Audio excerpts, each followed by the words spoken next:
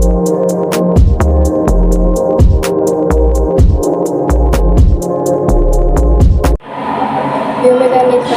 merupakan ilmu mekanika, teknik untuk analisis sistem kerangka otot manusia. Biomekanika menggunakan konsep fisika dan teknik untuk menjelaskan gerakan pada bermacam-macam bagian tubuh dan gaya yang bekerja pada bagian-bagian tubuh aktivitas sehari-hari.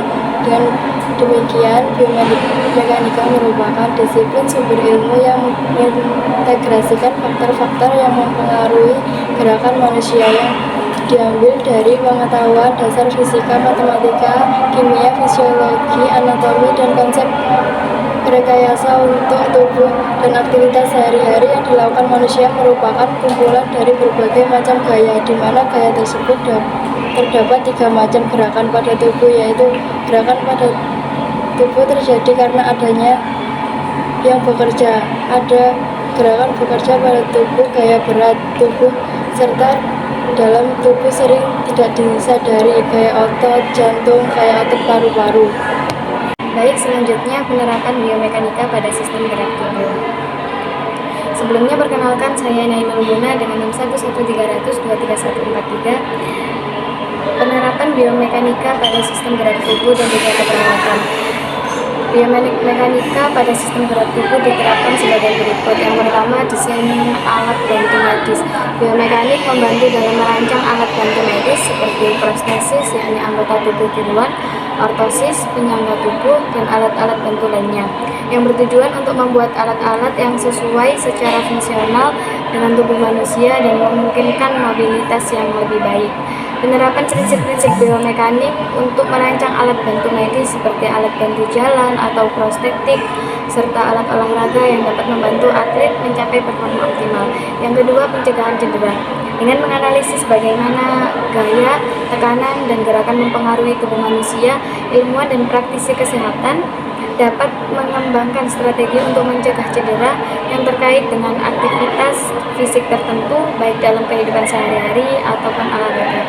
Melalui pemahaman ini yang lebih mendalam tentang bagaimana sih gerakan biomekanik dapat membantu dalam merancang program latihan yang lebih aman dan mencegah cedera. 3. Pengembangan teknologi kesehatan. Dengan memadukan ilmu biomekanik dengan teknologi canggih seperti simulasi komputer dan pemantauan gerakan, kita dapat mengembangkan perangkat lunak dan perangkat keras yang membantu dalam analisis gerakan dan diagnosis kondisi medis. Dengan demikian, biomekanika diterapkan untuk memberikan wawasan mendalam tentang hubungan antara struktur biologis dan prinsip-prinsip mekanika yang bertujuan untuk meningkatkan kesehatan, kinerja, dan kualitas hidup manusia dan makhluk hidup. Alat-alat teknologi kesehatan. Traksi adalah suatu pemasangan gaya tarikan pada bagian tubuh. Traksi digunakan untuk meminimalkan spasme otot, untuk mereduksi, mensejajarkan, dan mengibolisasi fraktur, untuk mengurangi deformitas, dan untuk menambah ruangan di antara kedua permukaan patahan tulang. Traksi harus diberikan dengan arah dan besaran yang diinginkan untuk mendapatkan efek terapeutik. Tujuan dari pemasangan traksi pada klien yang mengalami gangguan muskuloskeletal adalah mobilisasi tulang belakang servikal, reduksi dislokasi atau subluxasi, distraksi interforamina vertebrae, mengurangi deformitas, dan mengurangi rasa nyeri. Traksi diklasifikasikan menjadi 2 jenis, yaitu menurut jenisnya traksi dan menurut cara pemasangan traksi.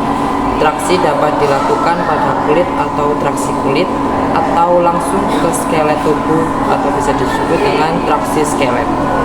Lalu traksi kulit. Traksi kulit yaitu digunakan untuk mengontrol spasme kulit dan memberikan imobilisasi. Bila dibutuhkan beban traksi yang berat dan dalam waktu yang lama, sebaiknya menggunakan traksi skelet atau skelet tubuh. Traksi kulit terjadi akibat beban menarik tali, spon karet, atau bahan kanvas yang diletakkan ke kulit.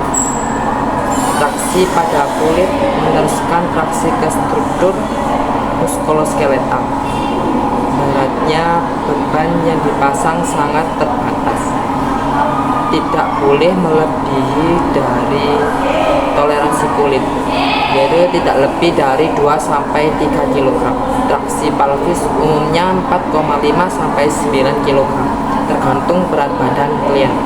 Beban tarikan pada traksi kulit tidak boleh melebihi 5 kg, karena bila beban berlebih, kulit dapat mengalami nekrosis. Traksi skeletal. Metode ini sering digunakan untuk menangani fraktur femur, tibia humerus, dan tulang leher. Traksi dipasang langsung ke tulang dengan menggunakan pin metal atau kawat, misal Stenmark pin Kitcherware, yang dimasukkan ke dalam tulang di sebelah distal garis fraktur, menghindari saraf, pembuluh darah, otot, tendon, dan sendi. Tong yang dipasang di kepala, misal Garden-Well tong, difiksasi di kepala untuk memberikan traksi yang mengimobilisasi fraktur leher. Traksi skeletal biasanya menggunakan beban 7-12 kg untuk mencapai efek terapi. Beban yang dipasang biasanya harus dapat melawan daya pendekatan akibat spasme otot yang cedera. Ketika otot rileks, beban traksi dapat dikurangi untuk mencegah terjadinya diskolorisasi garis fraktur dan untuk mencapai penyembuhan fraktur. Beban traksi garis reposisi tulang femur dewasa biasanya 5-7 kg, pada dislokasi lama panggul bisa sampai 15-20 kg.